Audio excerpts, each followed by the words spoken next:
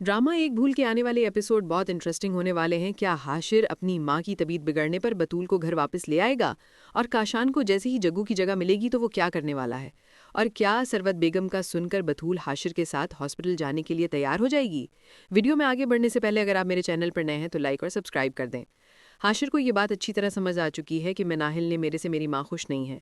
मेरी माँ को अंदर ही अंदर ये बात खाई जा रही है कि बतूल ये घर छोड़कर जा चुकी है।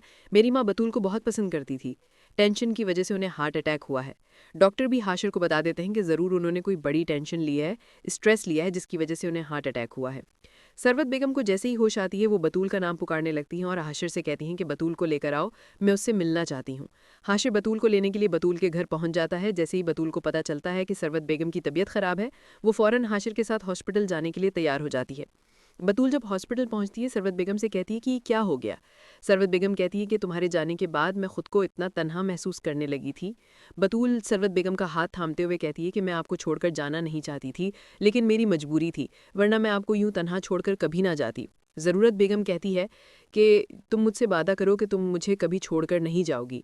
बतूल कहती है ठीक है, मैं आपसे वादा करती हूँ, मैं आपको कभी यूं तन्हा नहीं छोड़ूंगी। उतनी देर में मनाहिल वहाँ पहुँच जाती है। जब बतूल को हॉस्पिटल में देखती है तो गुस्से से लाल पीली हो जाती है और वापस घर आ जाती है।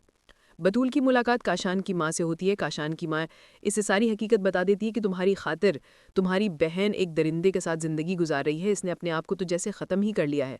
काशान इससे ब्लैकमेल करता रहा और तुम्हारी और साहिल की तस्वीरें हाशिर को दिखा देगा। और जैसे जैसे वो कहता गया हादिया वैसे वैसे करती गई। ये बात जब बतूल सुनती है तो बहुत परेशान हो जाती है और अपनी माँ के घर पहुँचती है और इसकी माँ हादिया को घर पहुँचते ही सवालों की बौछार कर देती है। वो कहती कि बताओ बतूल, हादिया कैसी है और किस हाल में है? कैसी है मेरी बच्ची? मेरी बच्ची बतूल बताती है कि वो घर से भागी हुई एक लड़की पहेली की मांद होती है। इसको समझ नहीं आती कि वो कहाँ जाए और इसकी मंजिल क्या है। हादिया का हाल भी वैसा ही है। वो ना उस घर में खुश है और ना इस घर में वापस आ सकती है। मुझे समझ नहीं आ रही कि कब तक उसे अपनी गलती की सज़ा मिलती रहेगी। इस वहाँ इससे काशान खुश नहीं है और यहाँ इसे अब्बू माफ़ करने के लिए तैयार नहीं है। वो दोनों घरों के दरमियान पिस कर रह गई है।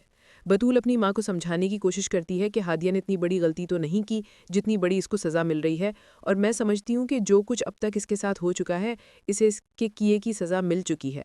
आप लोग इसे माफ़ क्यों नहीं कर देते और इसे वापस घर क्यों नहीं ले आते? बतौल अपनी माँ से कहती है कि काशान की खातिर वो इस घर से भागी थी। अब वो इस काशान से इतनी नफ़रत करने लगी है कि इसका नाम तक नहीं सुनना चाहती। इसके नाम से भी इसको नफ़रत हो गई है।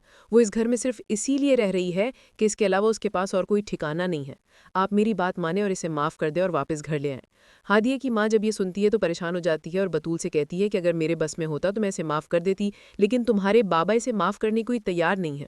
दूसरी तरफ काशान का दोस्त काशान को बताता है कि तुम्हें अब जग्गू की जगह संभालनी है। काशान बहुत खुश हो जाता है कि अब काशान के पास सारा कंट्रोल आ जाएगा और काशान अब और भी ज़्यादा तबाहियां मचाएगा, क्योंकि अब वो काशान काशान से डॉन काशान बन चुका है। साहिल अपनी माँ की खातिर क्या हाशिर अपनी माँ की खातिर बतूल को घर वापस तो ले आया।